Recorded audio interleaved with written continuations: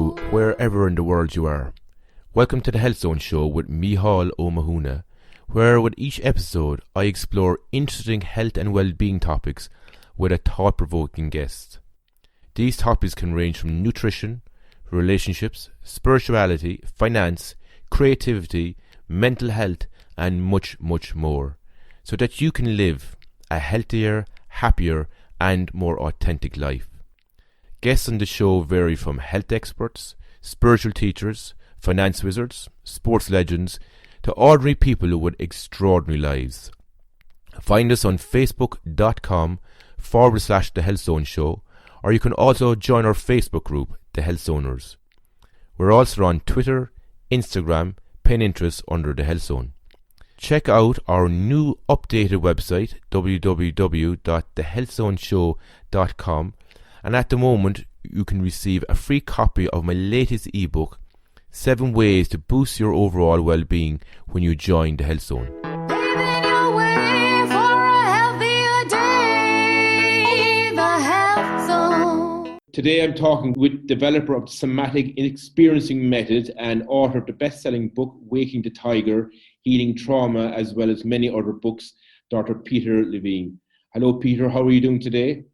I'm doing okay. I have a nice cup of warm tea in my hands, and I'm comfortable. I mean, I'm really grateful. All of our lives have been disrupted by this, but and mine, of course, too, but not to the degree as others, who really are in tremendous amount of fear for their very survival and for their livelihood.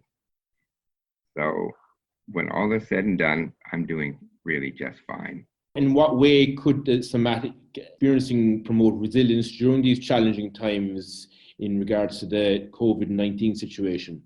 Yes, I'll give you a very short answer, which I really find is quite effective. And it's really to understand what fear is. And fear is something that we experience in our bodies. Our guts twist, our shoulders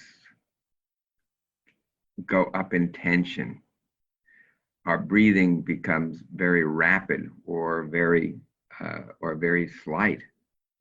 And these are all things that we then get to interpret as fear.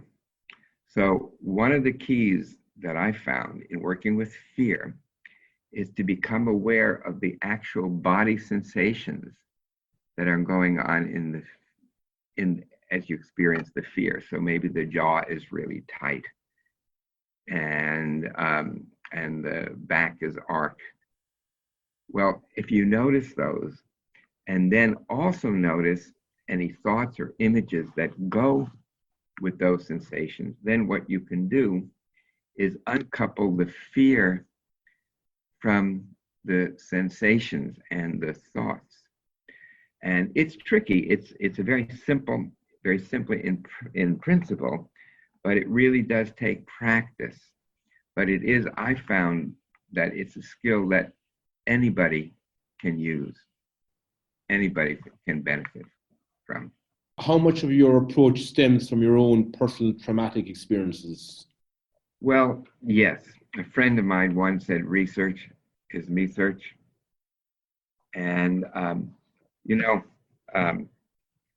as a young child, I experienced prolonged life threat and sometimes even devastating trauma. But, this is certainly not an unexpected antecedent for a life devoted to the study of stress and trauma. And a friend of mine said, again, research is me search. So to search my own issues,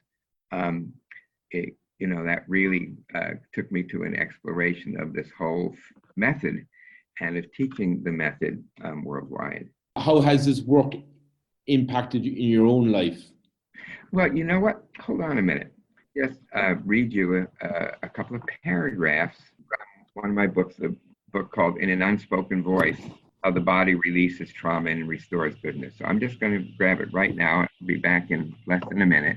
And this will probably go back to the question you asked about fear. So, when I was writing the book, at different times, I felt stuck in my writing. Some piece just didn't come together. And there's a book, a Chinese book called the I Ching, the Book of Changes. And it was written almost 5,000 years ago.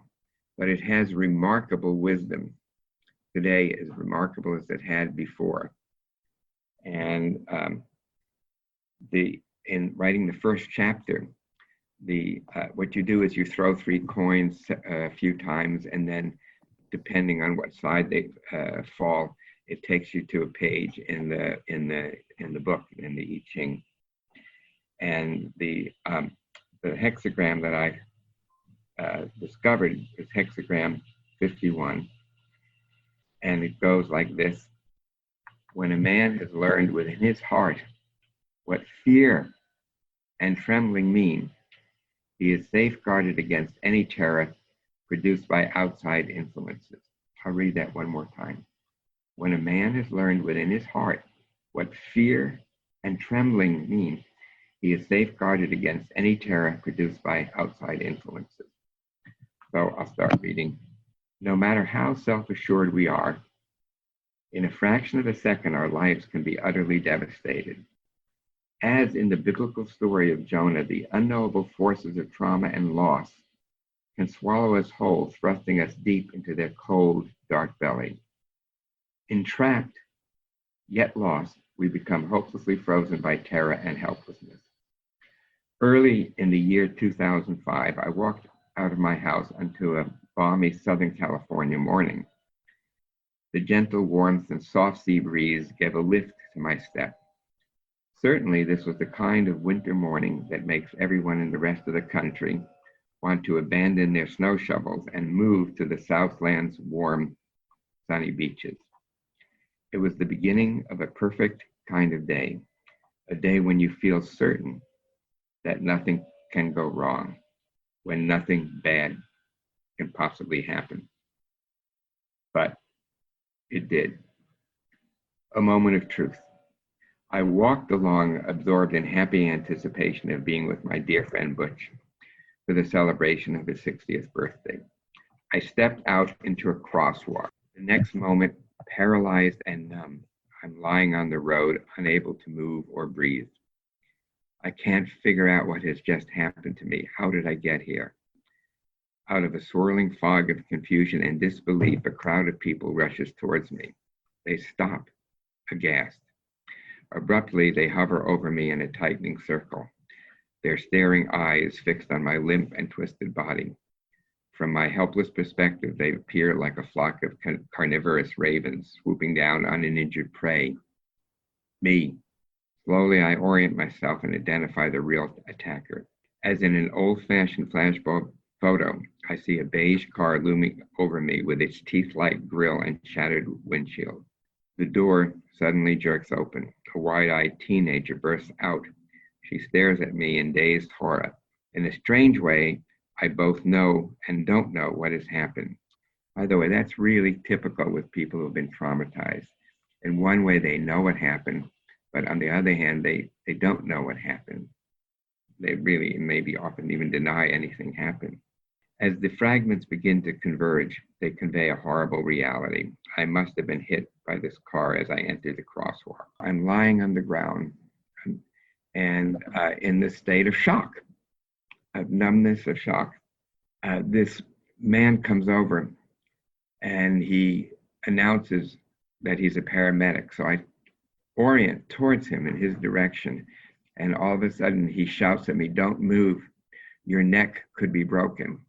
And of course, to me, it was, "Your neck is broken."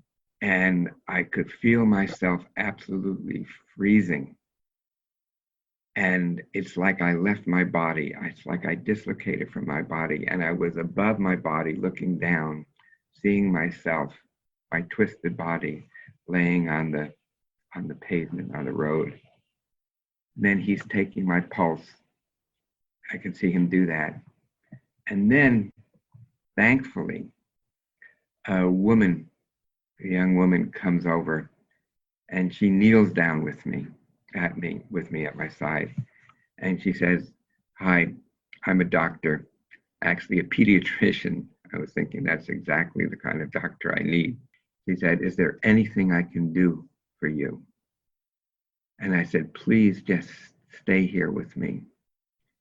And she reached her hand and held my hand. And in that moment, it's like I came back into my body. And so I don't know exactly how long I was there, but soon the ambulance came and they put me in the ambulance and we started to head to the trauma hospital. Now, then while in the ambulance, the paramedic, a woman, took my pulse and my blood pressure, and she did it again. And I said, "What is my blood pressure? What is my heartbeat? What is my blood pressure?" And she said, "Well, I can't tell you. I can only tell a doctor." I said, "Well, actually, I am a doctor," which is a part truth. And partly true, I guess. It's just not that kind of doctor. So she said, "Well, something's wrong because it shows that your heart rate is 72, because it was about 160, even 180 when the paramedic took my pulse, and your blood pressure is 120 over 70." And she said, "Nobody has a normal blood pressure and heart rate after an accident like this." So I tried to explain to her what I did. And she said, "Oh, that's really interesting. That's really amazing." And I never miss an opportunity to proselytize. So I told her that we do some programs for first responders, for paramedics. And she said, "Well, please give me the information." And I did. Thankfully, when I got to the hospital, I didn't have any severe injuries, internal injuries, which was, of course, that was their fear. And then I asked a very good friend of mine to come down, and she came down and stayed with me. And then we checked out from the hospital and went back. And I wasn't traumatized from that. I could have very easily been severely traumatized, but allowing myself to hold that woman's hand and to let my body shake and tremble, to let my hands become icy cold and then warm, and then spontaneous breaths just occurring on their own. And this went on for at least another hour. And then when we got to the house, I continued. The shaking was much more gentle and the breathing much more free. And I started to come back. So again, using those very simple tools, but with the help of somebody there with me. And even though I've developed this work over really probably like 45 years, and I really, of course, understand what happens at a very deep level, I needed that other person to be there. We all do that. And it's one of the big problems that's happening here with the coronavirus, is there just even the words that are used, their words are important. And they say social distancing. They shouldn't be saying that. It should be physical distancing and social connection. That's so important. And we can do it with the technologies. I mean, of course, it's not the same thing. And we can call people that we haven't talked to for some time, or people that we're very close to, and check in how they're doing, and they're checking in to see how we're doing. So our nervous systems are designed to co-participate with the nervous systems of another. Our bodies resonate, our feelings resonate with those of another. So again, to be able to not be afraid of the fear, and to be able to open into the fear, that really is the trick. And also to do that when somebody's there with you, even if it's on a Zoom call or a Skype call or a phone call, just to know that there's someone with you. There's a Motown song, it goes like this: "It takes one to stand in the dark alone. It takes two to let the light shine through." So really, the connection with other is extremely important, and knowing the nature of fear and how it occurs in our bodies. You know, trauma, when I first began to develop the work in trauma, it was really in the 60s and then the end 60s. That time there was no definition of trauma as PTSD. And so I didn't know that trauma, because it wouldn't be another 12 years, 14 years until the definition occurred in the diagnostic manuals. And so I didn't know that trauma was a brain disorder, a brain disease that was basically incurable and that could only be managed by drugs and by trying to change one's thoughts. So I was really able to explore the nature of how trauma affects us in our bodies, and then how we can help to resolve and transform that trauma. And you know, there's a beautiful image that I like to use, and it's the picture of a teacup from ancient Japan, and they had a tradition that if a cup was broken, they would mend the crack with gold. And the idea here is that when we are broken and we mend, we are more beautiful than ever. And I've discovered that in working again with thousands of people, and then with my students worldwide, working with 50,000 people, that these skills are absolutely learnable. They can be practiced. You know, one of the books I wrote is called Trauma Proofing Your Kids, a parent's guide for instilling confidence, joy, and resilience. A guide so that parents can help children when these bad things happen, when they fall off the bicycle, or God forbid, walk through a glass window and wind up in the emergency room, or swallow some marbles and wind up in the emergency room. There are things that we can do to help calm our children so that they don't develop trauma. And indeed, as in the title, A Parent's Guide for Instilling Confidence, Joy, and Resilience. It really is when children learn to do this, and when adults we learn to do this as well, we become more resilient. We are not so overwhelmed by trauma as we might be without this capacity. And again, it's a learned capacity. It's something that with practice we can become quite proficient at. But it's like learning a new language. At first, you know, it's very difficult. You know, when I was teaching in Brazil for a number of years, I tried to learn some Portuguese. I was, let's just say, largely unsuccessful, but I stayed at it. And eventually I got to practice this with other people, with taxi drivers or people I would meet in the elevator and so forth. And I never became proficient in Portuguese, but I could get around. I could get around sufficiently. So this is like learning a new language, like learning what goes on in our bodies. And that was really the basis of the first book, which you mentioned, Awaking the Tiger, Healing Trauma, to really develop those skills that we can learn to focus on our body's internal experience.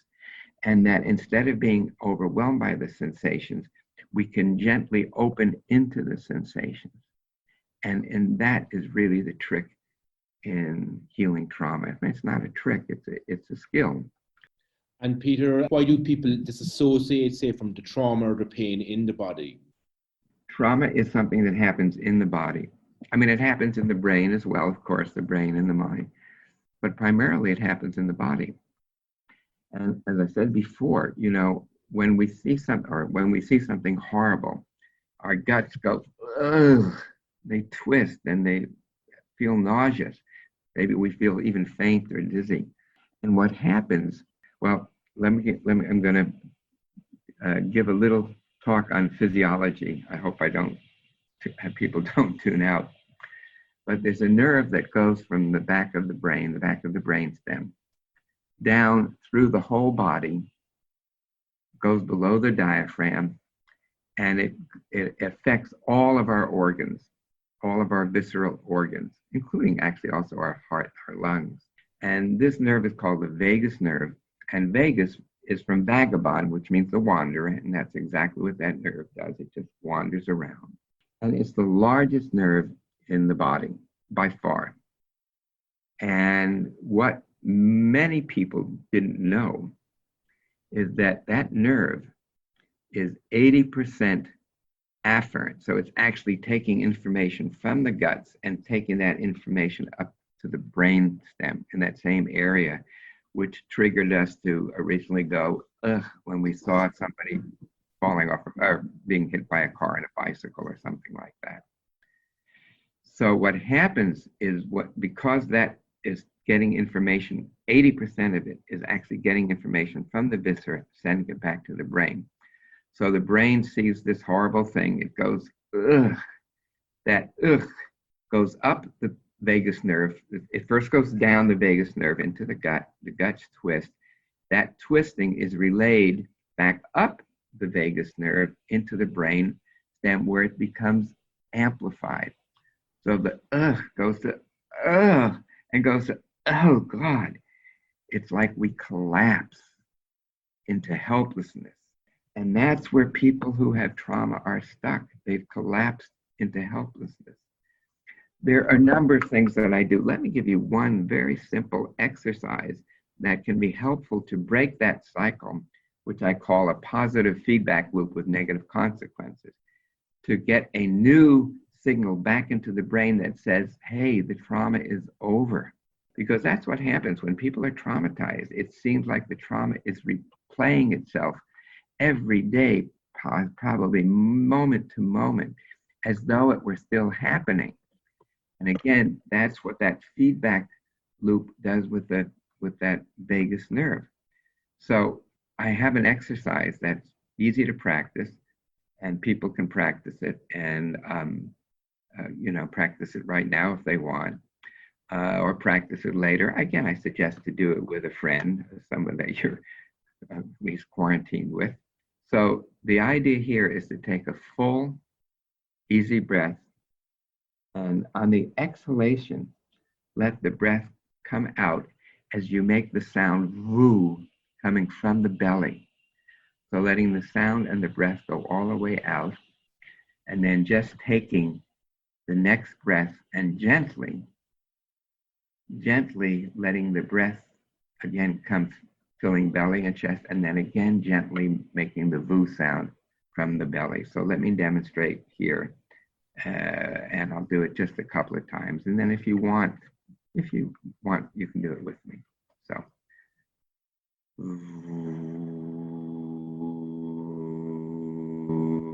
I'm vibrating it down to my belly. And I let the breath and the sound all the way out. Let the new breath come in, filling belly and chest.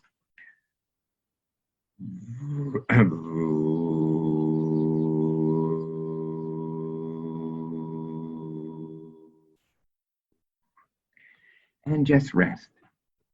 And often people will feel tingling in their fingers and their hands. They might feel their breath being more full, more spontaneous, or some sensations can come up that are a little bit frightening. And again, the idea is just to notice the sensations, physical sensations in the body, and just letting them take their natural course of action.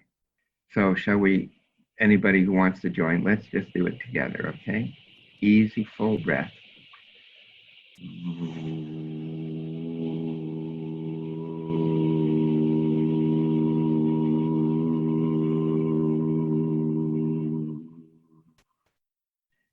Let the breath come in, filling belly and chest. And one more time.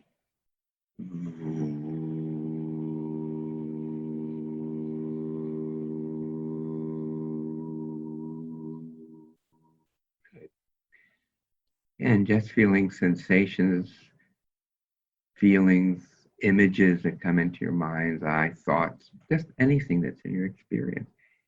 And even if they're negative thoughts, like something bad is going to happen, I know this isn't going to last, just to notice that it's a thought. So just say, oh, I have the thought that this isn't going to last. And it's just a thought. So just be aware of the thought. be aware of the sensations and just notice how they shift with time. Just notice what happens next. Thank you, Peter. And how important is the expression of sound and movement as a way to release? I talked a little bit about the tension, for example, that we might be holding in our shoulders. So another very simple exercise is to just feel the tension and to just allow the tension to actually increase very, very slowly. So if my shoulders are tight, you can't see it because we're not on a video. As my shoulders are tight, I actually just allow them to become tighter and tighter, and my shoulders slowly lift up towards my ears. And I just do that a little bit and then just let the shoulders come down. Just notice sensations and feelings. And again, feeling the tension in the shoulder, let the tension slowly move the shoulders up just a little bit more, and then let them slowly, slowly come down.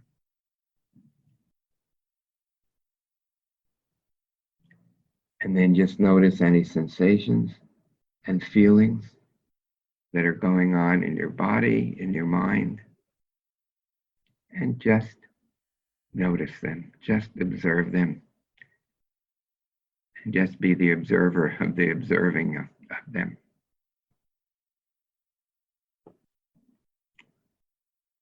How does trauma affect whole communities, nations, and even the global community? Yes. Thank you for asking the question. Fear is at least as contagious as the coronavirus.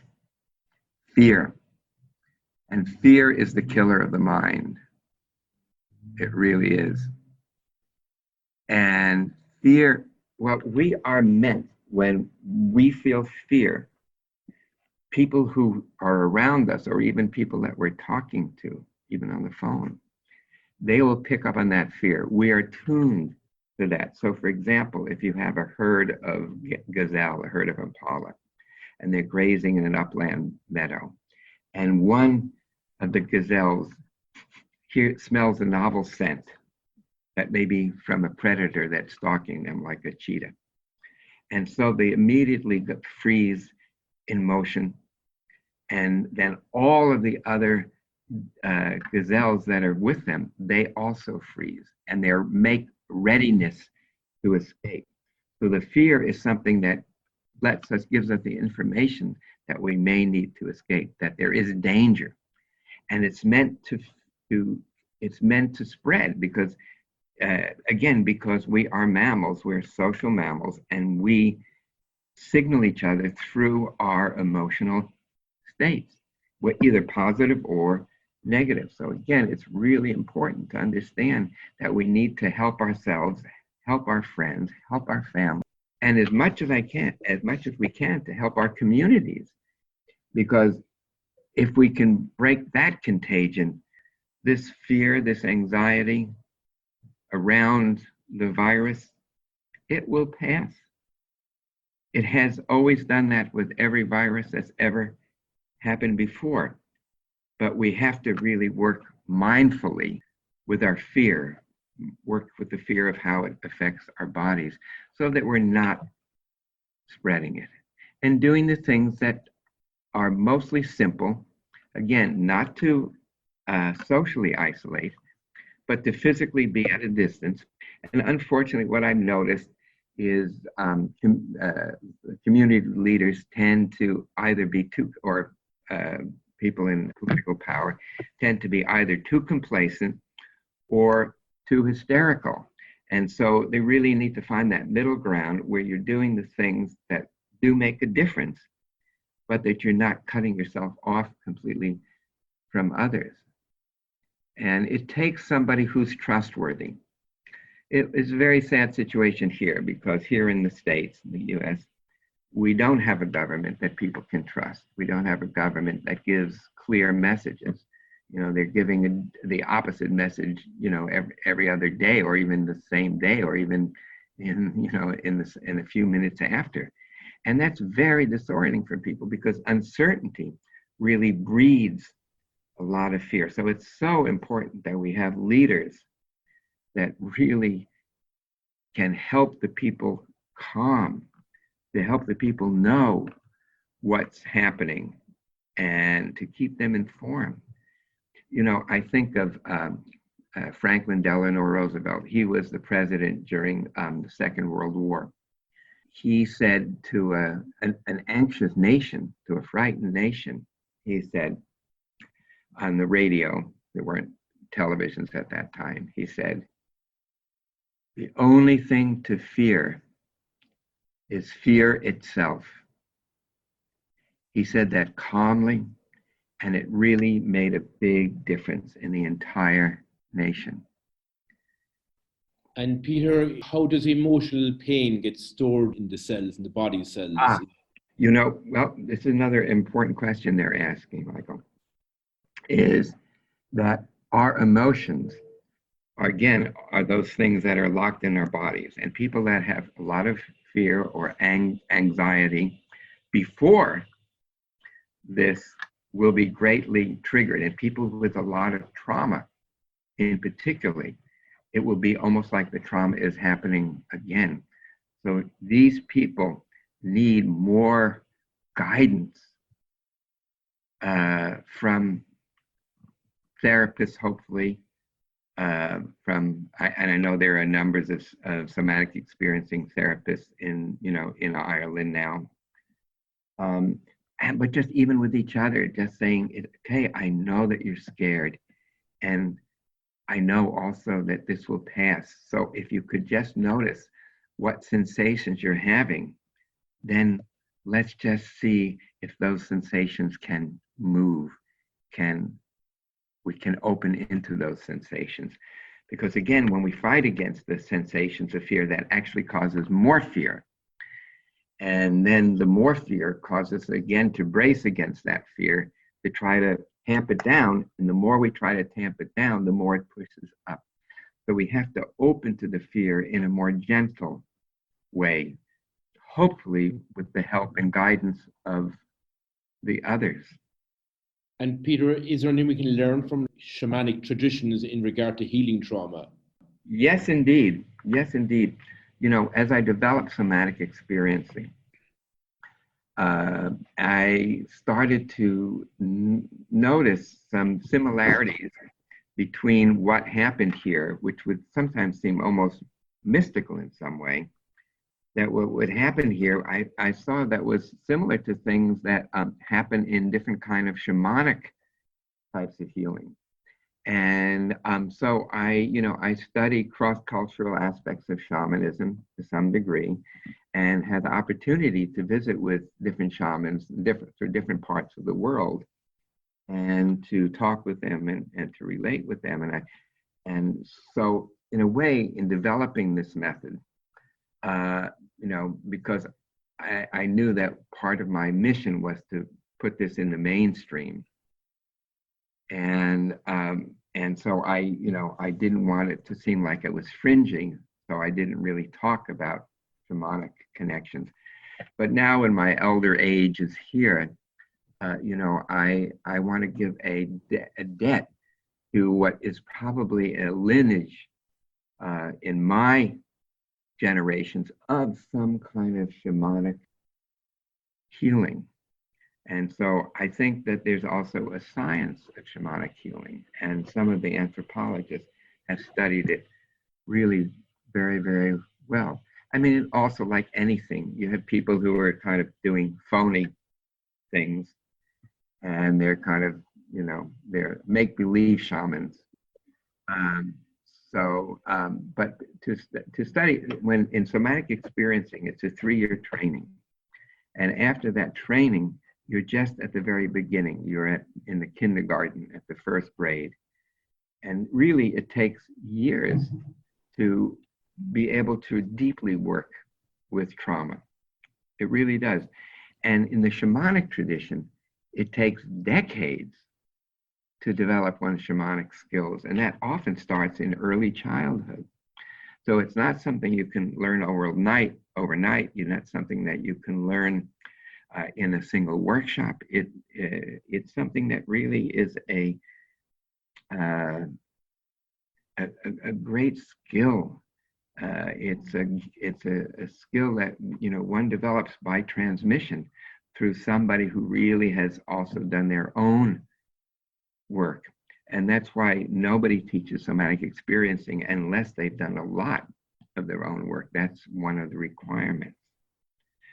So again, in some ways it's different than shaman, but there's definitely an overlap with different shamanic practices.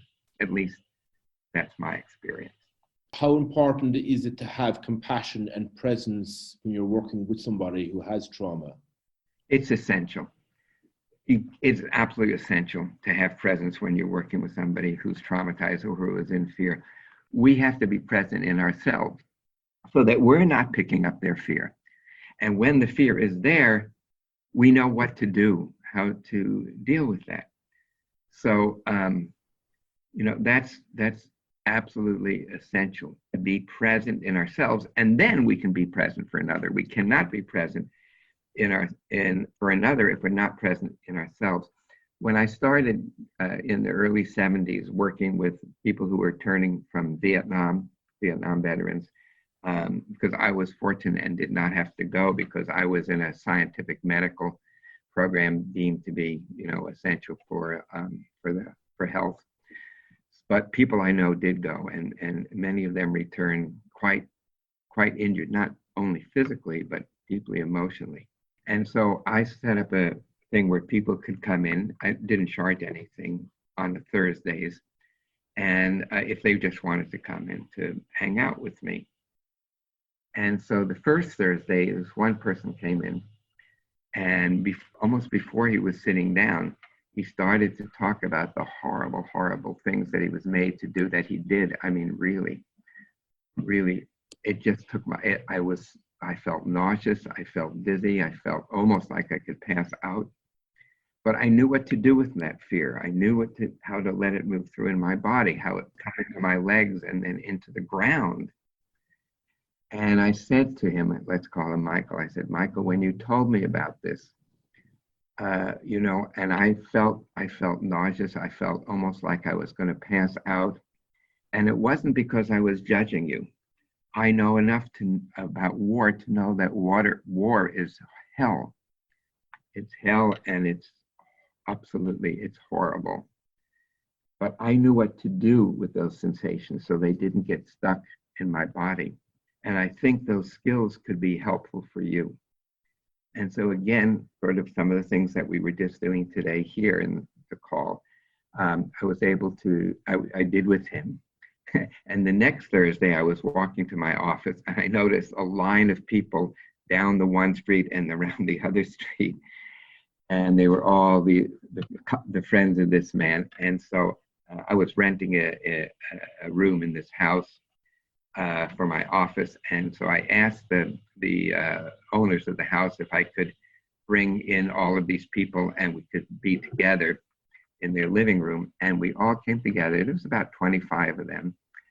We practiced these kinds of skills together. And then, because the only thing they would talk about with each other previously was all of the horrible things that happened that they did. So they rehashed the traumas over and over. Then this changed, and they were helping each other move through the difficult sensations rather than re-traumatizing themselves. And again, that can happen if we're in a group and again, we're just going through these horrible things without them shifting. Then again, others will pick up fear because that kind of fear is transmissible. So again, it's really learning though to be able to stand back, to be able to observe the sensations, to be called mindful of them. I call them body full of our sensations. And then in doing that, to move through them so that we're able to be present and to be present for ourselves, for our others, and even for our communities. Would you have any final last words of wisdom for any of our listeners who maybe are experiencing trauma in their own lives and how they could best support themselves on this journey? Well, again, I think people can best support each other by making social closeness, social contact. You know, in Italy, when the quarantined because they had a really strong outbreak, as you probably know. And so people were really confined to only to being in their houses. And then there's this one video, I'm sure you can find it on YouTube, is the one person came to his balcony with his guitar and started to play his guitar and to sing. And another person had an accordion, and she was standing on her balcony with her window open and her playing the accordion. And then an older couple came out onto their balcony with pots and pans and started banging the pots and pans. They were connecting with each other, and only connect. That's what I would leave you all with. And to use some of these skills that I've outlined, and again, they are outlined in a number of my books.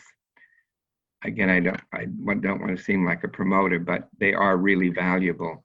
And then also I did a book CD called Healing Trauma, a pioneering program for restoring the wisdom of our bodies. And again, that's more of a self-help book. It was through Sounds True. But I did that around the time of a little after I wrote Waking the Tiger. And all of these books really, in a way, kind of go together. And some have more, are more technical, and others have more, practical advice and exercises that people can do to be able to restore resilience, because that's the key. Resilience is the enemy of trauma, and trauma is the enemy of resilience. It's kind of paradoxical, but by being able to work with the trauma, we actually become stronger.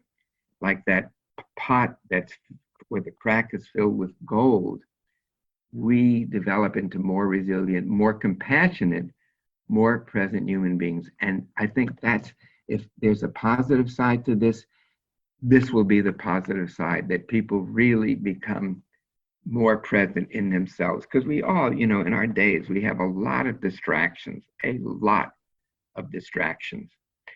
And, we go to the movies, we go out to the pubs, and drink and hang out. And,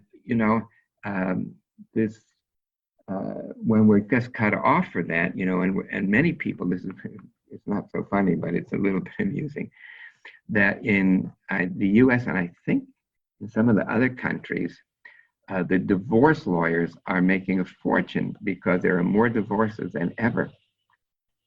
But at the same time, it's opportunity for people to work with where they're stuck in their relationship, and to be able to work with that, to be able to heal some of the relationship, and then to be able to be there with each other and present with each other.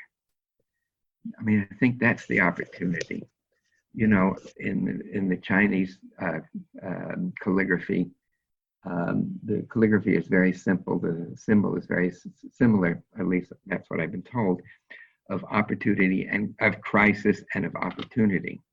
And so if we can see this, and I don't want to make this, with rose-colored glasses, a Pollyannic thing, but if we can use this, we can use this to become more whole, more connected with ourselves, more connected with others. So I think that's where I would, leave my suggestions. Thanks so much, Peter. A real pleasure talking to you. Thank you for your time. Okay. Bye-bye. All right. Bye-bye. Well, I hope you enjoyed listening to that interview. At the core of the Health Zone is one question. Where does the money come from to create it? Does the work you do make humanity better through the products you use to help you grow and become a more empowered and authentic person? That's why supporting the Health Zone and Donor Box is good for all of us. I can focus on creating an inspiring and thought-provoking show so you can become a more connected human being. It's an honest exchange, value for value. This show costs hundreds of euros per month to produce and bring to your ears. It's a free podcast, and you can listen to the content for free. I invest my time and creative energy in creating it. However, I can't keep this show going without support. If you feel this podcast adds value, inspiration, and motivation to your life, I invite you to support the show on donorbox.org/The Health Zone. Think of it like going for a cup of coffee or a tea. Is this show worth buying me a coffee or a tea a month? Your kindness and generosity really helps, supports, and encourages me to do even more. It also creates the possibility for someone who cannot afford to listen to it as well.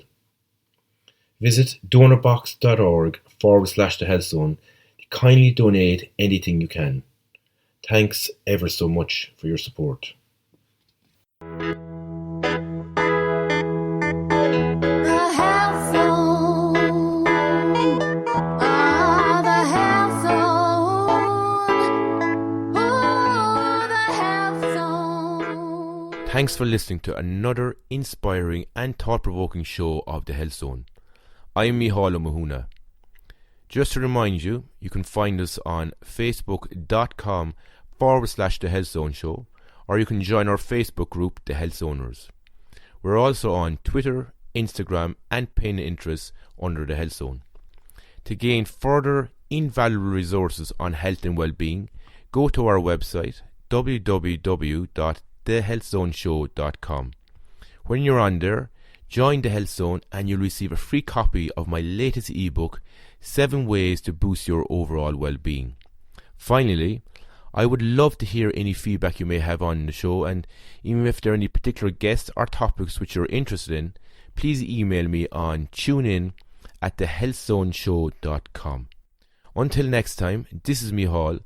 Thanks for listening, and I wish you a very healthy, happy, and authentic week.